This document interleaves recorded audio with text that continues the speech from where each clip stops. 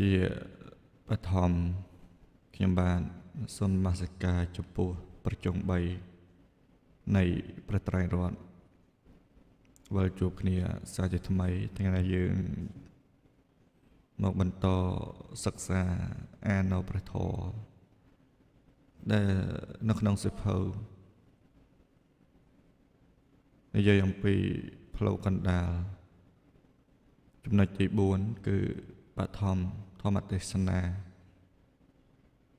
ក្នុងនោះដែរគឺនិយាយអំពីធម្មចក្រកប្បវត្តនសូត្រគណានៅក្នុងនេះដែរសូមអញ្ជើញសិក្សាអានទាំងអស់គ្នាដើម្បីជាកុសលក៏ដូចជាចំណេះដឹងមួយវិញទៀតបើខ្ញុំវិការណាខ្ញុំបានអានទៅមានការភ្លៀងភ្លាត់ឬក៏មិនត្រូវក៏សូមអព្យាស្រ័យអភ័យអត់ទោសដល់ខ្ញុំប្រការណាខ្ញុំបាទផង4បឋមធម្មទេសនាធម្មចក្រកប្បវត្តនសូត្រ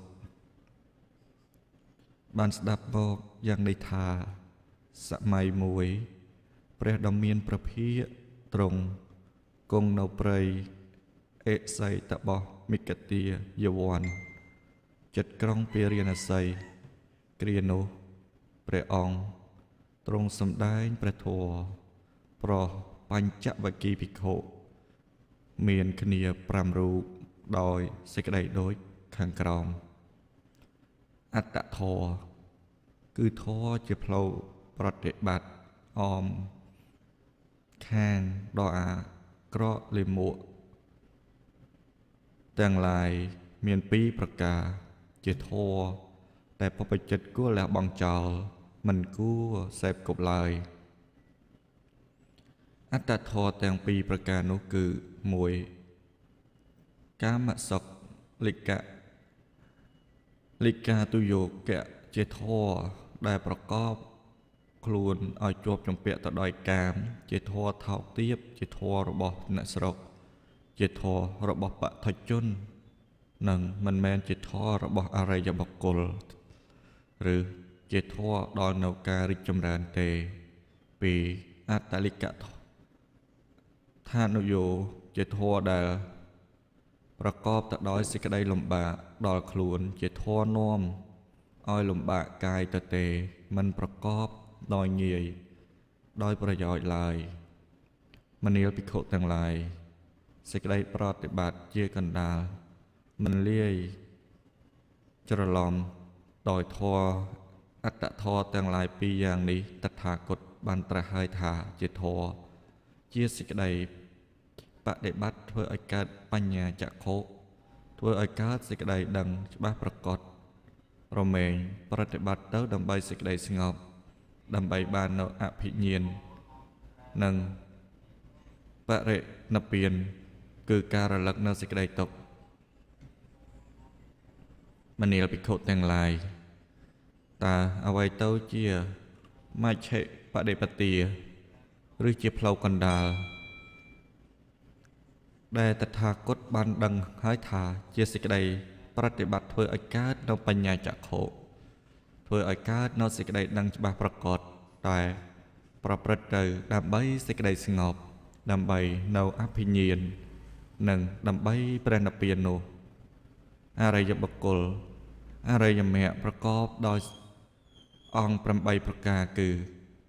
1សមាទិដ្ឋិការយល់ឃើញត្រូវ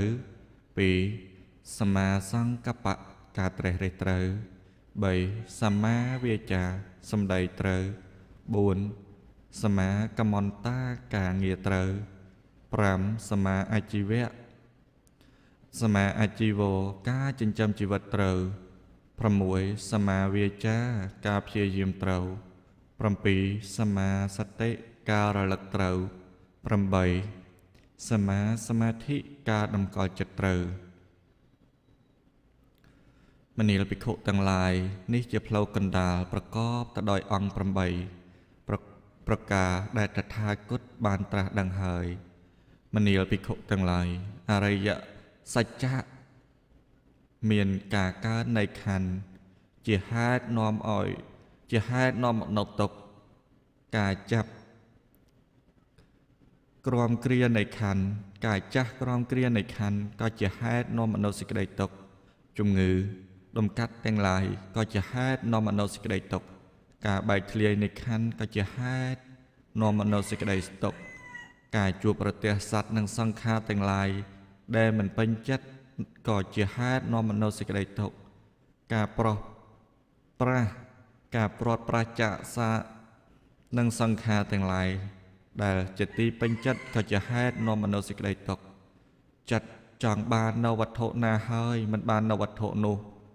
ការមិនបាននៅវត្ថុនោះក៏ជាហេតុនាំមកនៅសេចក្តីទុក្ខដោយសង្ខេបមកឧបាទានខណ្ឌទាំង5ដែលតថាគតសម្ដែងហើយក៏ជាហេតុនាំមកនៅសេចក្តីទុក្ខកង្វល់មានជាតិទុក្ខជាដើមឈ្មោះថាជាទុក្ខអរិយសច្ចៈមនាលភិក្ខុទាំងឡាយទុក្ខសមុទ្រអរិយសច្ចៈមានតណ្ហាដែលតាក់តែងភពថ្មីប្រកបទៅដោយដំណេកដោយអំណាចរាគៈនិងរីករាយក្នុងអារម្មណ៍នោះតណ្ហានោះមាន3គឺកាមតណ្ហាការត្រេកអរក្នុងការមួយភវតណ្ហាការត្រេកអរក្នុងភពមួយវិភវតណ្ហាការត្រេកអរក្នុងភពមិនមានរូបមួយ3មនាលភិក្ខុទាំងឡាយទុក្ខនិងនិរោធអរិយសច្ចៈប្រកបទៅដោយការរំលត់បងនៅតណ្ហាដោយអរិយមគ្គមិនឲ្យមានសេះសល់ការលះបង់នៅតណ្ហាការលាយឡំចោលនៅតណ្ហាការរួចផុតចាកតណ្ហាការមិនមានអាល័យក្នុងតណ្ហា4មនាលភិក្ខុទាំងឡាយនិរោធថគាមិនីបដិបទាអរិយមគ្គជាផ្លូវប្រកបទៅដោយអង្គ8ប្រការការយល់ឃើញត្រូវការត្រេះរេះត្រូវសម្ដីត្រូវការងារត្រូវការចិញ្ចឹមជីវិតត្រូវការព្យាយាមត្រូវសេចក្តីរលឹកត្រូវការតម្កល់ចិត្តឲ្យត្រូវ1កទុក្ខអរិយសច្ចៈមនាលភិក្ខុទាំងឡាយការកើតឡើងហើយញាណកើតឡើងហើយបញ្ញាកើតឡើងហើយវិជ្ជាកើតឡើងហើយពន្លឺភ្លឺស្វាងកើតឡើងហើយដល់តថាគតដែលមិនបានធ្លាប់ស្ដាប់បានឮពីមុនមកខទុក្ខអរិយសច្ចៈជាបរិញ្ញាណកិច្ចគឺជាកិច្ចគប្បីកំណត់ដឹងដោយបញ្ញាមនាលភិក្ខុទាំងឡាយចក្ខុកើតឡើងហើយញាណកើតឡើងហើយបញ្ញាក៏កើតឡើងហើយ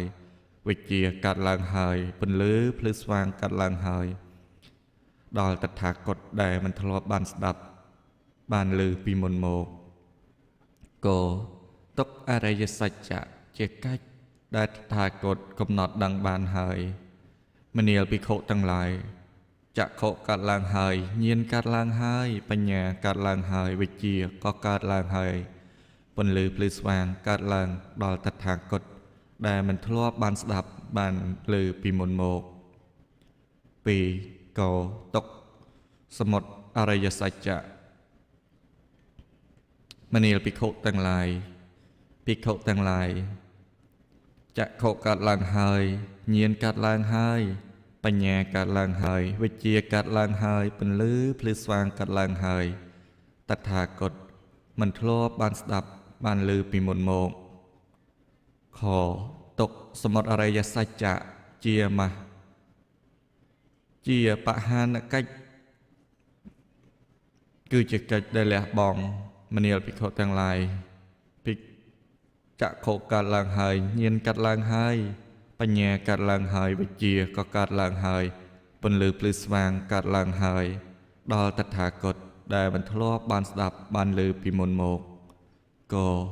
ទុក្ខសមុទ្រអរិយសច្ចៈជាកិច្ចដែលតថាគតលះបង់ចោលបានហើយមនាលភិក្ខុទាំងឡាយចក្ខុកើតឡើងហើយញាណកើតឡើងហើយបញ្ញាកើតឡើងហើយវិជ្ជាកើតឡើងហើយពន្លឺភ្លឺស្វាងក៏កើតឡើងហើយដល់តថាគតដែលមិនធ្លាប់បានស្ដាប់បានឮពីមុនមក3កចក្ខុនិរោធអរិយសច្ចៈ មនាលភិក្ខុទាំងឡាយចក្ខុកាត់ឡើងហើយញាណកាត់ឡើងហើយបញ្ញាកាត់ឡើងហើយវិជ្ជាក៏កាត់ឡើងហើយពន្លឺភ្លឺស្វាងកាត់ឡើងហើយតថាគតដល់តថាគតដែលមិនធ្លាប់បានស្ដាប់បានលើពីមុនមកខតុកនិរោធអរិយសច្ចៈជាសច្ចិកតបកិច្ចគឺជាកិច្ចត្រូវធ្វើឲ្យជាក់ច្បាស់មនាលភិក្ខុទាំងឡាយកិច្ចកាត់ឡើងហើយញាណកាត់ឡើងហើយចក្ខបញ្ញាកាត់ឡើងហើយវិជ្ជាកាត់ឡើងហើយពន្លឺភ្លឺស្វាងកាត់ឡើងហើយដល់តថាគតដែលមិនធ្លាប់បានស្ដាប់បានលើពីមុនមកក៏តុកនិរោធអរិយសច្ចៈតថាគតបានធ្វើឲ្យជាក់ច្បាស់ហើយមនាលភិក្ខុទាំងឡាយចក្ខុកាត់ឡើងហើយញាណកាត់ឡើងហើយបញ្ញាកាត់ឡើងហើយវិជ្ជាកាត់ឡើងហើយពន្លឺភ្លឺស្វាងកាត់ឡើងហើយដល់តថាគតដែលមិនធ្លាប់បានស្ដាប់បានលើពីមុនមក4កតុកនិរោធថគាមិនីបដិបទាអរិយសច្ចៈមនាលភិក្ខុទាំងឡាយចក្ខុកាត់ឡើងហើយញាណកាត់ឡើងហើយបញ្ញាកាត់ឡើងហើយវិជ្ជាកាត់ឡើងហើយពន្លឺភ្លឺស្វាងកាត់ឡើងហើយដល់តថាគតដែលមិនធ្លាប់បានស្ដាប់បានលើពីមុនមកតុកនិរោធថគាមិនីបដិបទាអរិយសច្ចៈជាភាវកិច្ចជាភាវកតបកិច្ចគឺជាកិច្ចក៏បីចម្រើនឲ្យកើតមនាលភិក្ខុទាំងឡាយចក្ខុកាត់ឡើងហើយញាណកាត់ឡើងហើយបញ្ញាកាត់ឡើងហើយវិជ្ជាក៏កើតឡើងពន្លឺភ្លឺស្វាងក៏កើតឡើងដល់តថាគត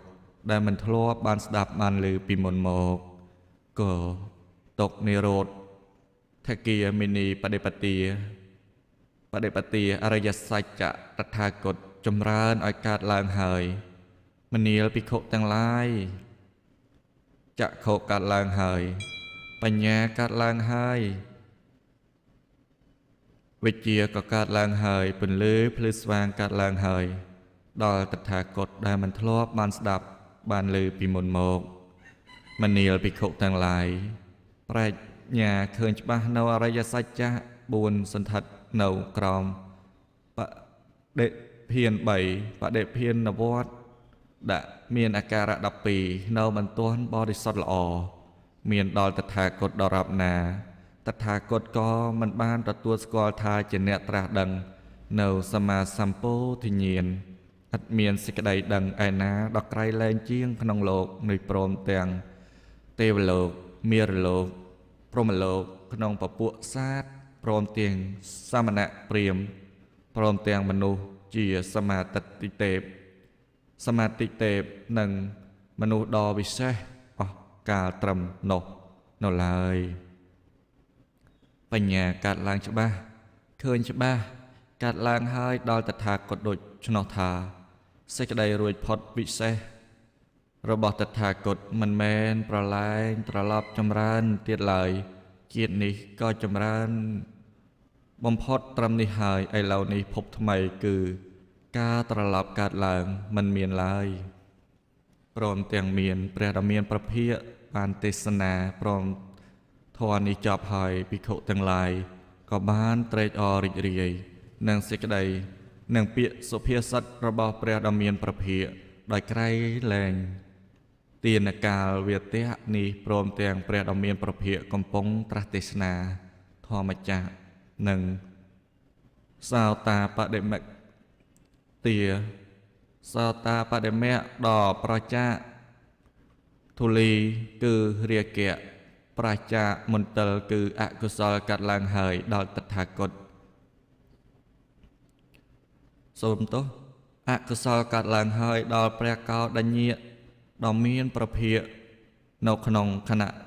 ដែលព្រះពុទ្ធទ្រង់បានសម្ដែងធម្មចាក់ហើយភុកម្មទេវតាទាំងឡាយបានស្រែកប្រកាសឲ្យលាន់ឮឡើងដូច្នេះថាធម្មចក្រគឺជាប្រធរឥតមានចក្រណាមួយក្រៃលែងជាងគឺសាមណៈក្តីព្រាហ្មណ៍ក្តីទេវតាក្តីមាក្តីព្រំក្តីអ្នកឯណាមួយក្តីសម្ដែងពុំបានឡើយមានតែព្រះធម៌ ព្រះដ៏មានប្រភាកទ្រង់ត្រាស់សម្ដែងហើយក្នុងព្រៃអេសិមិកទាយវ័នចិត្តក្រុងពារាណសីកាលបានឮសំឡេងនោះហើយទេវតាស្ថានចតុមហារាជការតាវតੰមាយាមាតោសេតានិងមេរតីបនិមិត្តសតវតីនិងព្រហ្មលោកមានព្រហ្មបាលរាជសច្ជាព្រហ្មពុរោហេតាមហាព្រហ្មបរិសតាសុភាអម្បមាភាអាភសភិអសភិអសរាបរិសតាសុភាអបមាណសុភាសុភពតណ្ហារេហបលាអាសញ្ញីសតាអវិហាអតសបាសត្យសាសត្យស័យនិងអកតិថា